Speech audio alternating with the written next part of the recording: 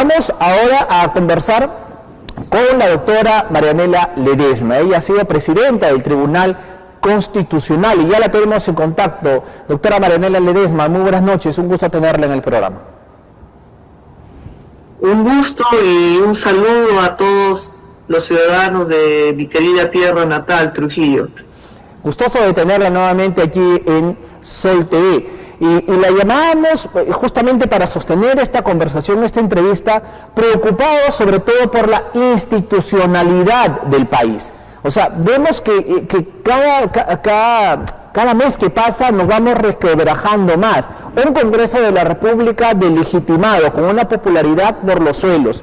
Un Tribunal Constitucional que vemos los fallos y sentencias que se emiten actualmente, ¿no? Desde el Congreso se destabiliza el SUNEDU, en fin. Nos preocupa esto, o sea, la institucionalidad, el soporte del sistema democrático vemos que se está resquebrajando. ¿Cuál es la percepción que usted tiene bajo su experiencia como magistrada del Tribunal Constitucional? En fin.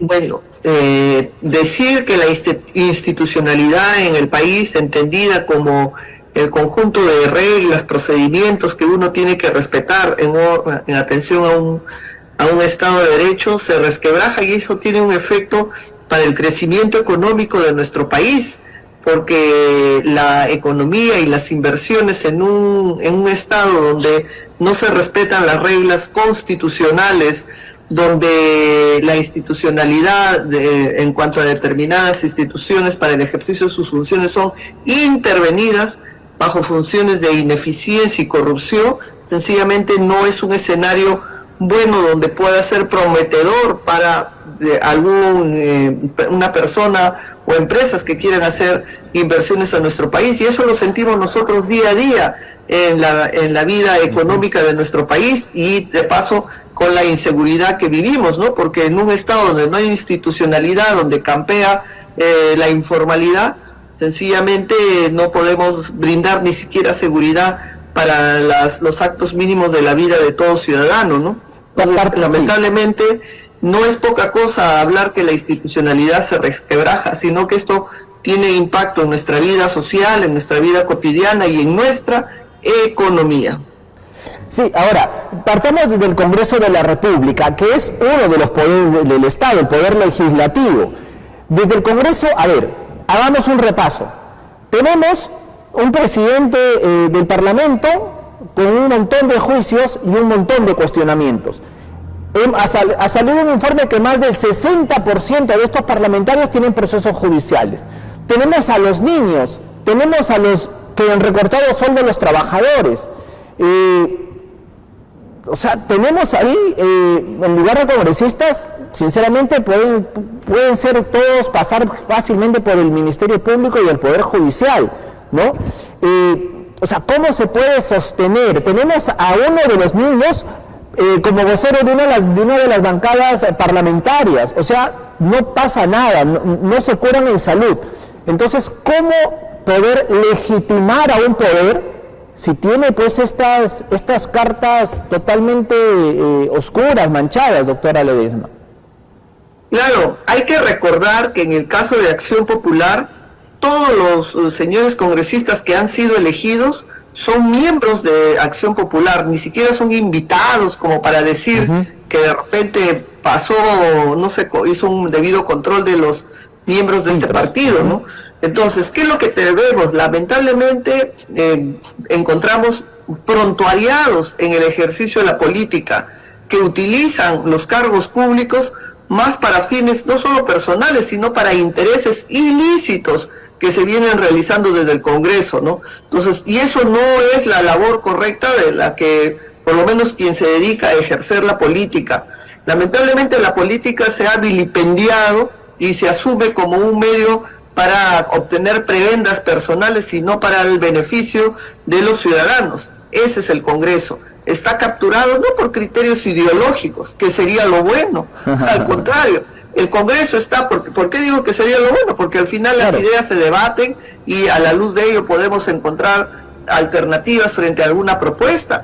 Pero acá no es un tema de ideas, acá es un tema gangsteril, ¿no? Lamentablemente los grupos políticos no representan intereses de los ciudadanos, sino intereses y prebendas de grupos gangsteriles que buscan llegar al Congreso o a través de sus representantes para obtener beneficios, no en provecho de los ciudadanos, sino en provecho de estos grupos que trabajan, diríamos, de esta manera, ¿no? Encontrando a través de lobbies congresistas que quieran ser los voceros de estos intereses oscuros. Ahora, partamos desde este poder del Estado deslegitimado de por sí, ojo, deslegitimado de por sí, pero este Congreso impopular, ¿no?, impresentable muchos de ellos, eligen justamente a los representantes de otros organismos autónomos, más que trascendentales para la vida, la convivencia social en nuestro país. Llámese Defensor del Pueblo y llámese a los miembros del Tribunal Constitucional.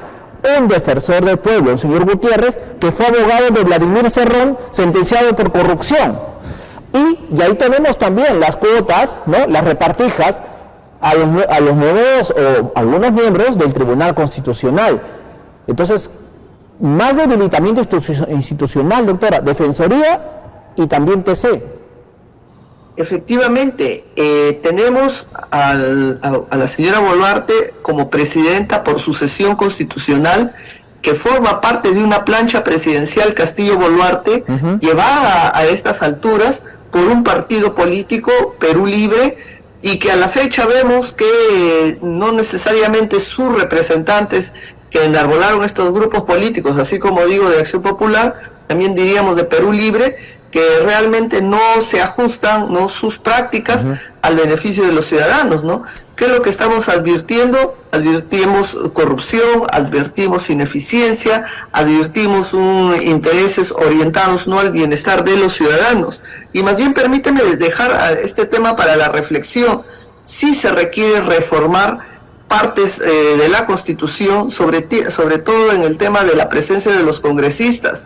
Yo planteo que el mandato del congresista no debe ser 5 años, sino debe ser 2 años y medio con cargo a la reelección. Tanto que están impulsando la reelección de los congresistas.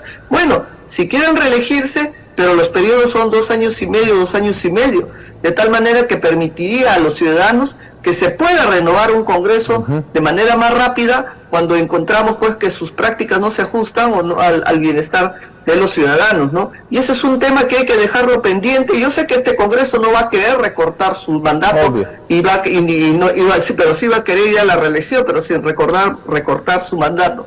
Pero es una tarea que se debe impulsar para las futuras reformas constitucionales. Doctora, ahora, entremos a otro tema. Ahora se están también, desde el Congreso, se están nuevamente enfilando sus baterías. Ya lo hicieron con varios, ¿no?, que no comparten un poco sus ideas, y ahora lo están haciendo con ustedes, lo han hecho con la SUNEDU, en fin, ¿no? Pero ahora están contra ustedes, contra usted, doctora María Elena Ledesma, también contra el doctor Manuel Miranda y Eloy Espinosa Saldaña. ¿Por qué? Por el que la denuncia surge de Patricia Chirinos, correcto, que a partir de una sentencia que justamente emitió el Tribunal Constitucional, en que este Tribunal Constitucional elegido por este Congreso, esto hay que remarcarlo, allí declaran fundando una demanda competencial y anulan una decisión del Consejo de Ministro del Gobierno de Pedro Castillo, ¿correcto?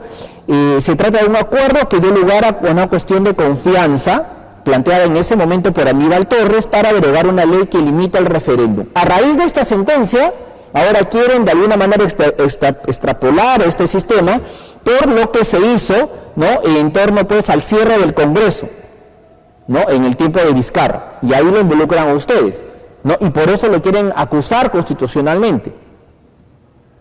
Sí, efectivamente, acá hay que recordar que toda sentencia que dicte cualquier juez siempre responde a un caso en concreto y a un momento en concreto. En este caso, como bien ha señalado, el Tribunal Constitucional actual, el que fue elegido por el Congreso, se ha pronunciado en relación a la cuestión de confianza que planteó el entonces Premier Aníbal Torres en un tema promovido por Castillo cuando ejercía la presidencia. Y sobre esa decisión, el tribunal, o mejor dicho, el Congreso y sobre todo la congresista Patricia Chirinos, quiere llevar esa sentencia que se ha dictado hoy en el año 2023 hacia el año 2019, cuando se ordenó el cierre del Congreso y el Tribunal Constitucional la validó. Tenemos que decir que si bien es su derecho de todo congresista formular las denuncias constitucionales, pero también es cierto que las denuncias o el ejercicio de este derecho tiene que hacerse sin generar un abuso del derecho. No negamos su derecho, pero consideramos que acá hay un abuso por dos razones. Primero, porque pretende trasladar los efectos de una sentencia que rige de aquí hacia adelante, pretende esos efectos trasladarlos de aquí hacia años atrás para un tema que ni siquiera tenía un pronunciamiento uniforme en relación a cómo interpretar la negación de confianza, si tenía que ser expreso o podía darse una situación ficta. Entonces ahí tenemos una situación irregular, no pretender que sentencias que se dictan ahora tener efectos retroactivos en caso. Y segundo, que hay una cosa juzgada, hay una cosa que ya se ha decidido, que rigió para ese caso, para ese momento, para esas circunstancias, y que selló esa discusión. Y ahora lo que se pretende es cuestionar ese criterio que uno expuso a la luz de la interpretación de la Constitución. Si precisamente estamos hablando de institucionalidad con la que se empezó este programa, precisamente una de las reglas de la institucionalidad es la cosa juzgada, la garantía que lo que se decidió no se reabre la discusión. Y segundo tema, que todo juez constitucional no responde por sus votos y sus opiniones en ejercicio de su función, porque es una manera de blindar también su independencia para que pueda desarrollar con toda la libertad la labor interpretativa de la Constitución que se le ha señalado. Entonces la realidad constituye pues acá un peligro a la seguridad jurídica, que todo juez que por los criterios que expone luego sea sancionado y cuestionado, ¿no?, por decisiones que en su momento se tomó. Doctora, salvando distancias, lo veo muy peligroso para la seguridad jurídica. Correcto, pero salvando distancias, ojo, salvando distancias, usted lo ha dicho claramente, no se puede juzgar a alguien por algo que ya ocurrió, ¿no? Entonces podemos ver el caso de Dina Boluarte. Dina Boluarte pudo salir a Brasil, ¿no?, a este encuentro, encuentro por la Amazonía, y salió con una ley del Congreso, ¿no? Salió con una ley del Congreso. Ahora, el tema está que se escuchan tambores de vacancia por ahí. No, la vamos a vacar, una acusación constitucional, porque ella no debió irse, pero entendiendo lo que usted me dice, la señora Dina Boluarte salió justamente con una norma aprobada por el legislativo. Exactamente, es el Congreso el que ha creado una norma con ley propia que se llama Dina Boluarte, y es el Congreso el que le ha autorizado salir del territorio peruano. Por lo tanto, el Congreso no podría lavarse las manos y decir que acá hay un tema de vacancia, y tampoco va a justificar una vacancia, porque hay una ley que le ha creado el Congreso, y en el derecho toda ley se presume constitucional en tanto el Tribunal Constitucional no la expulse. Y a la fecha el Tribunal Constitucional no la expulsa, y por lo tanto Boluarte, dentro de esa presunción de constitucionalidad, viaja y seguirá viajando con la anuencia del Congreso. Acá el gran artífice de toda esta historia es el Congreso, el que aprueba la ley y además el que le autoriza a que pueda realizar ese viaje. Y hay que señalar acá dos cosas. Tanto que se habla de la vigencia de la Constitución señala que el presidente puede salir, pero encargar su despacho al primer vicepresidente, al segundo, pero no dice nada qué pasa cuando no hay primer y segundo vicepresidente. Ahí hay un vacío, pero ese vacío ¿dónde está? No está en una ley común y corriente, ese vacío está en la Constitución, y por lo tanto hay que reformar la Constitución para agregarle, para adicionarle qué hacemos en esas circunstancias, ¿no? ¿Qué medidas se puede tomar? Exacto. La reforma constitucional es el camino que se debió tomar. Lamentablemente no se ha reformado la Constitución, sino han reformado una ley orgánica del Poder Ejecutivo para decir que la presidenta también puede despachar remotamente. Entonces acá son serios vicios de inconstitucionalidad que en su momento me imagino el tribunal lo tendrá que declarar, pero en tanto no suceda ello, Boluarte seguirá amparada en la ley que el Congreso le ha emitido para que pueda salir del país. Y hablando de reforma constitucional, hubo una reforma constitucional que prohíbe, en este caso, la reelección inmediata de congresistas, ¿no? La reelección inmediata de congresistas, y para eso se reformó la Constitución. El día de hoy el Tribunal Constitucional, ¿no?, obviamente los parlamentarios que fácil se quieren quedar, no quieren dejar la mamadera, presentaron pues una acción al máximo intérprete justamente de la Constitución. Y el día de hoy se discutió y está el voto.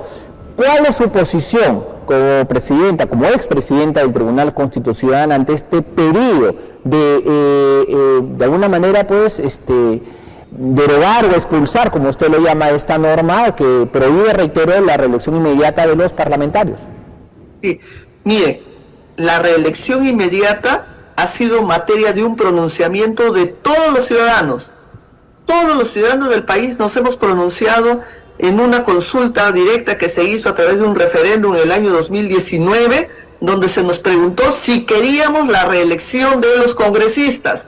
Y más de un 80% del país señaló que no estamos de acuerdo con la reelección. Bueno, esa es una posición de la voluntad popular. Ahora, ¿esa posición se puede cambiar? En mi posición o en mi criterio sí, pero tiene que ser sometida a un referéndum. Así como la voluntad popular dijo el 80% en un referéndum no a la reelección, también en otro referéndum que se tiene que invocar, tendrá que pronunciarse si queremos seguir manteniendo ese criterio de la no reelección. Pero lo que no se puede hacer, o lo que pretende hacer el Congreso, es tocarle la puerta a los magistrados que el Congreso les ha elegido para que ellos le digan que sí pueden reelegirse. Esa situación, a mi entender, es una aberración jurídica que afecta, ¿no?, la voluntad popular que ya se ha expresado a través del referéndum. No es que no se pueda cambiar la posición, sí se puede cambiar, pero los únicos que pueden cambiar son los ciudadanos a través de un referéndum. Otro referéndum que diga no, o que de repente ratifique y se siga manteniendo la idea de la no reelección congresal. Y vuelvo a decir que si se vuelve a debatir el tema de la reelección congresal, que se dé esa reelección, pero recortando el mandato del Congreso para poder renovar cada 2 años y medio, reelegir o de repente retirar a congresistas que no están haciendo correctamente su labor. Y si el Tribunal Constitucional accede a expulsar o a derogar esta norma, no me llamaría la atención. La verdad que estarían haciendo una reforma basada en las formas, pero sin un sustento de la voluntad ciudadana.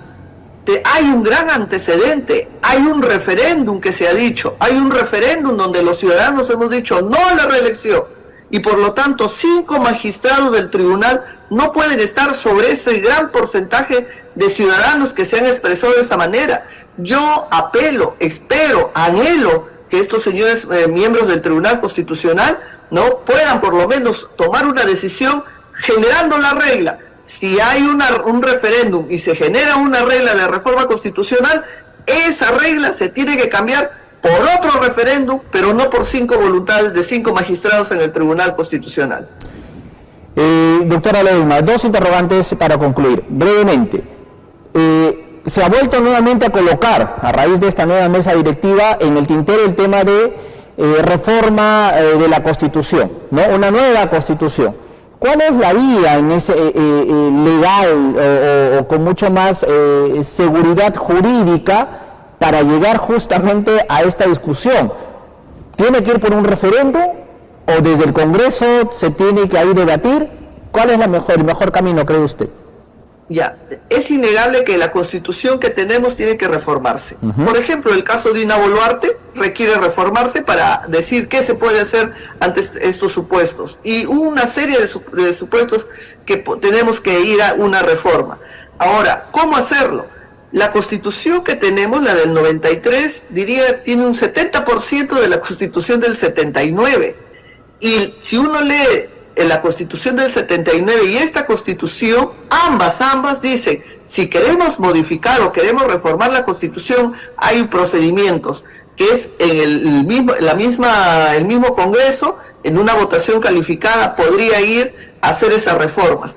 Lamentablemente, hacer esas reformas tienen que darse dentro de un marco, diríamos, de cierto tecnicismo para hacerlas, ¿no? Y no basada más en un tema de ser prácticos, o de repente de pagar favores políticos, o de repente de responder a coyunturas del momento, sino tienen que darse bajo un gran debate y que lleve a un tema de reforma. Ahora, ¿quién debería ser?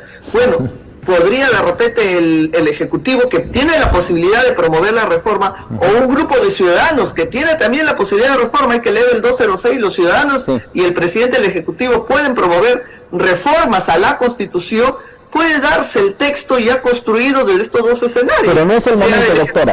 O sea, de un grupo de ciudadanos, bueno, pues según el número de votos, de firmas que se requiere, bajo un texto concreto, no someter a una posibilidad de reforma en el Congreso. Eso sería una posibilidad. Una respuesta breve. ¿Cree que sea el momento de hablar de una reforma de la Constitución? Mire, la reforma ya lo vienen haciendo.